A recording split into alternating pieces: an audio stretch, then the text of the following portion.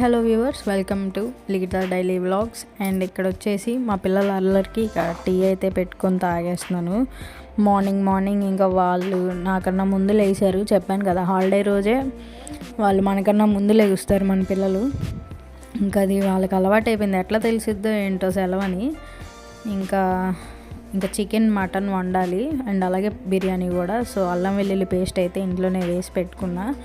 And బిర్యానీలోకి అయితే ఇంకా యాజ్ యూజువల్ ఒక 2 ఆనియన్స్, కొత్తిమీర, పుదీనా, టమాటాలు ఒక 2, గ్రీన్ చిల్లీ ఒక 4 వరకు స్లైసెస్లా కోసుకోవాలి. అండ్ తర్వాత అయితే మన బిర్యానీకి సరిపడా ఏమంటారు తెపాల, లేదా ఇట్లా నాకైతే ఇట్లా సిల్వర్ దానిలో వండడమే వచ్చిద్ది, స్టీల్ దానిలో వండలేను, అడుగంటేసిద్ది. సిల్వర్ దానిలో అయితేనే కొద్దిగా బిర్యానీ అనేది బాగుండిద్ది, అది నా ఒపీనియన్. సో ఇంకా అట్లా సిల్వర్ దానిలోనే వండుతాను.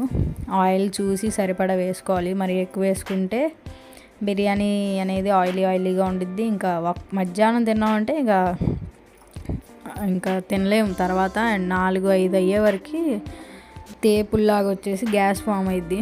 ఆయిలీగా అసలు తినకూడదు. అండ్ అట్లాగే బిర్యానీ చేయడానికి రీజన్ ఏంటంటే క్లైమేట్, వెదర్ అసలు చాలా కూల్గా ఉంది. వాన పడుతూనే ఉంది నైట్ పగలు తేడా లేకుండా. అండ్ అందుకని చెప్పి బిర్యానీ చేద్దామని డెసిషన్ తీసుకున్నా. ఇంకా ఆయిల్లో అయితే పలావ్ దినుసులన్నీ వేసుకొని కొద్దిగా ఫ్రై చేసుకోవాలి. నేను ఇంకా ఎక్కువే ఫ్రై చేసుకొని అవి కొద్దిగా మాడినట్టున్నాయి, కానీ వాటి ఫ్రాగ్రెన్స్, ఫ్లేవర్ అవన్నీ ఆయిల్లోకి దిగిపోయినాయి. బాగానే ఉంది కానీ బిర్యానీ. ఈ వ్లాగ్ నైట్ టైం అప్లోడ్ చేస్తున్నాను కాబట్టి ఆ టేస్ట్ నేను ఆల్రెడీ మధ్యాహ్నం తినున్నాను కాబట్టి చెప్తున్నా.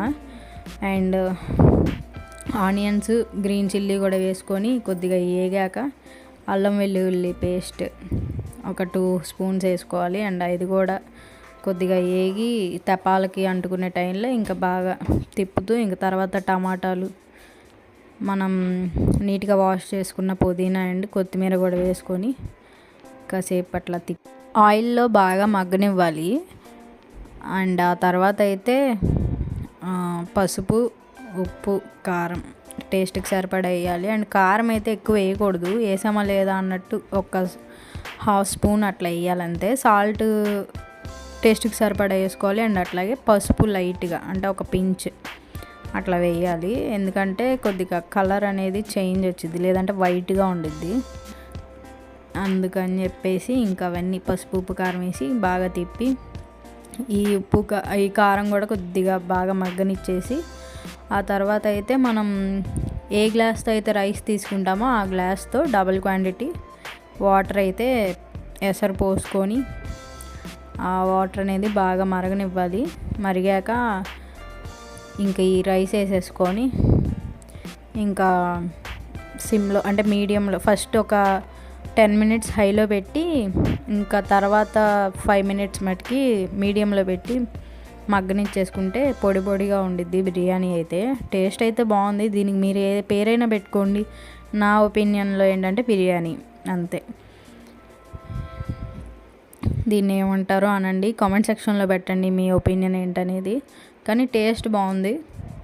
చికెన్ ఫ్రై అండ్ అట్లాగే మటన్ ఈగురు అయితే వండాను, దానిలో కాంబినేషన్గా ఇంక ఇదైతే వేసుకొని తిన్నాము. టేస్ట్ సూపర్గా ఉంది.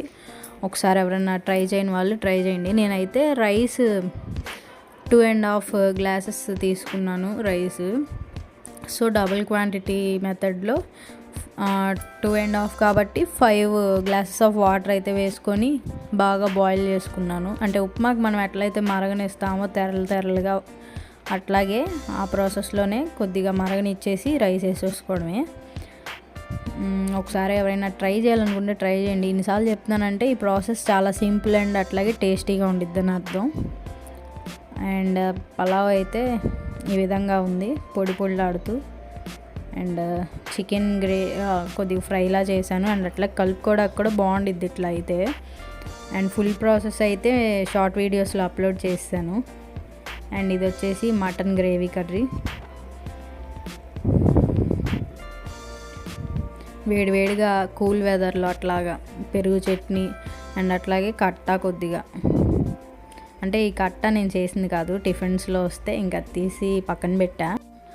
పలావ్లోకి ఇంకా సైడ్ మంచింగ్ కోసం ఆనియన్స్ అయితే రింగ్స్లా కోసుకుని పెట్టుకున్నా. అండ్ నన్ను ఇంత నీట్గా చక్కగా షూట్ చేసుకొని ఇస్తూ వంట చేయనిచ్చారంటే పక్కన గది వాళ్ళకి ఫ్రీగా వదిలేయడం వల్ల ఇంకా వాళ్ళు చేసిన అల్లరంతా చదువుకోవాలి. నచ్చితే like, share, subscribe. Thank you so much.